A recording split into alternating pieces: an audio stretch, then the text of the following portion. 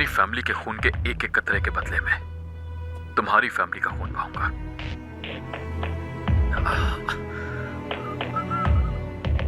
अगर अंकल बच ना सके तो तुम्हें भी इसकी डेड बॉडी ही मिलेगी। जब तक अंकल ठीक नहीं हो जाते, फवाद का हर एक पल दोज़ख की तरह गुजरेगा।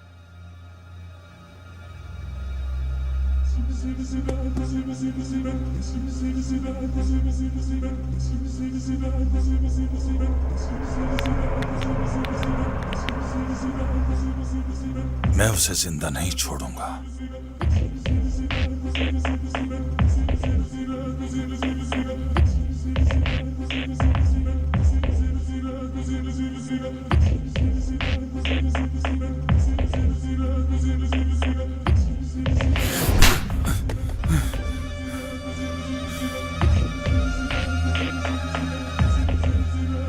दफा हो जाओ।